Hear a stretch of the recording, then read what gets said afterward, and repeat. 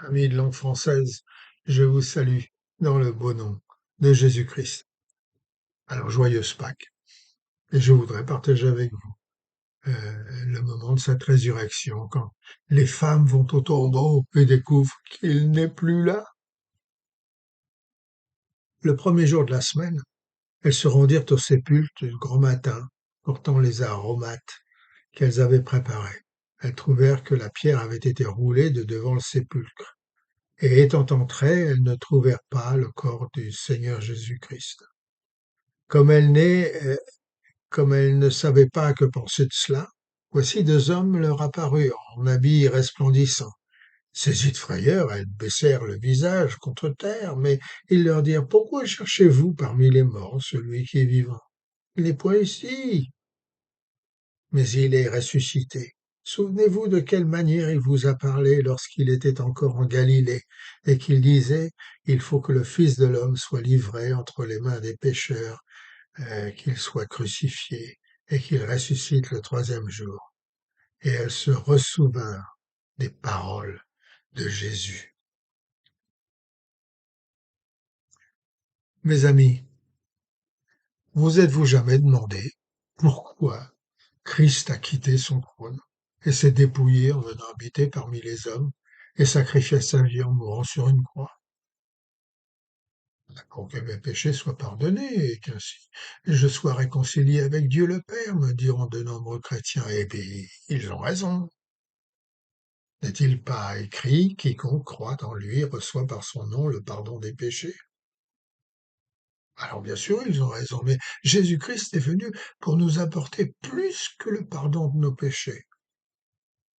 Car en vérité, pour être pardonné de mes péchés, je n'ai pas vraiment besoin de son sacrifice sur la croix. Nous lisons que dans l'Ancien Testament, il suffirait de venir à Jérusalem le jour du Yom Kippour, le jour du grand pardon, pour être pardonné. En ce jour, on sacrifiait un jeune bouc à Dieu et on aspergeait l'assemblée avec son sang et celui d'un taureau, alors qu'un autre bouc sur lequel le grand prêtre posait les mains était envoyé dans le désert, portant le péché du peuple. Lévitique chapitre 16. Et on ne lit-on pas, ne lisons-nous pas dans Néhémie chapitre 9 verset 17 que Dieu est un Dieu qui pardonne? Et encore dans Ésaïe 55 verset 7 que Dieu ne se lasse pas de pardonner? Je n'ai donc pas besoin du sacrifice que Christ offre pour moi sur la croix du calvaire. Christ lui-même ne me contredira pas, puisqu'un jour, alors que 4 hommes déposaient à ses pieds un lit sur lequel un paralytique était couché, Marc chapitre 2, verset 4 à verset 5, Jésus lui dit, mon enfant, tes péchés sont pardonnés. Ben, comment cela se pouvait-il, puisqu'il n'avait pas encore offert le sacrifice de sa vie pour nous, à moins que son sacrifice n'apporte beaucoup plus qu'un pardon. Non, je l'avais bien annoncé à Marie, c'est lui qui sauvera son peuple de ses péchés. On n'attendait pas moins d'un Messie qui se doit de libérer, de délivrer.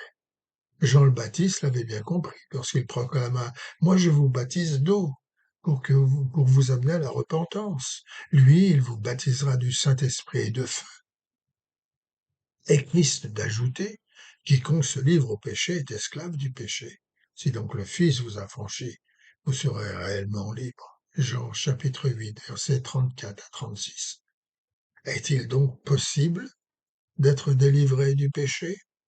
L'agneau de Dieu peut-il ôter le péché du monde? Est-il venu pour que nous ne soyons plus esclaves du péché, pour que nous soyons des hommes et des femmes libres, remplis de cette liberté qui fait la gloire des enfants de Dieu? L'apôtre Pierre proclama euh, au jour de la Pentecôte, repentez-vous donc et convertissez-vous pour que vos péchés soient effacés.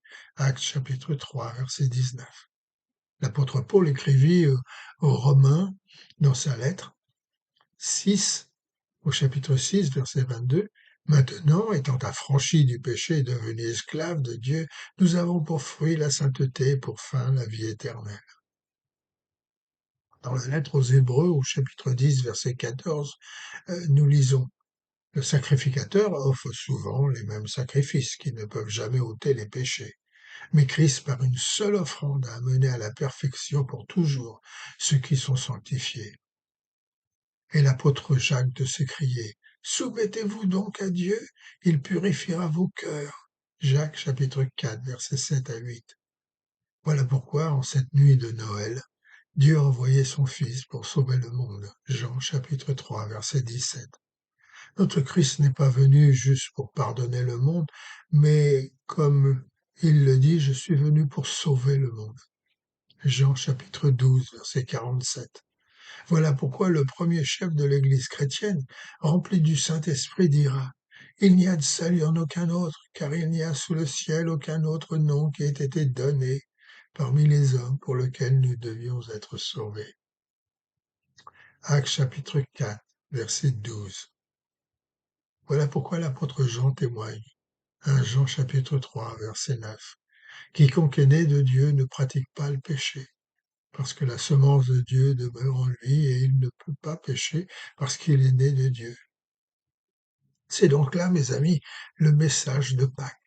Là, la puissance de Dieu manifestée en la personne d'un libérateur, d'un Christ dans le monde par amour pour naître dans une pauvre étable et mourir sur une croix pour que nous soyons libérés de l'égoïsme, de la vanité, de l'esclavage, des appétits charnels, de l'orgueil, de la jalousie, de la convoitise, de la méchanceté, de la mauvaise humeur.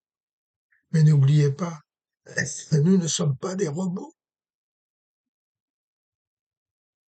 Une fois libérés, maintenant enfants de Dieu, nés non d'une descendance naturelle, ni d'une décision humaine ou de la volonté d'un mari, mais nés de Dieu, nous avons en nous la vision claire de ce qui est bien et de ce qui est mal. Nous ne sommes pas des robots. Nous avons en nous le pouvoir de résister ou de succomber aux tentations. Nous avons en nous la liberté d'obéir à Dieu ou de lui désobéir.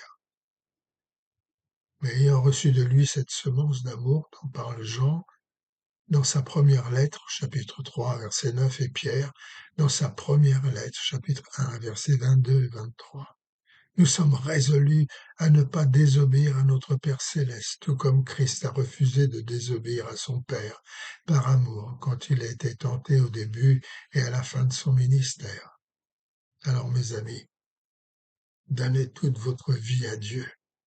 Laissez-le devenir votre Père et implanter en vous l'amour que Christ a pour son Père et pour toute l'humanité. Et votre Pâques ne sera jamais plus la même. Dieu vous bénisse.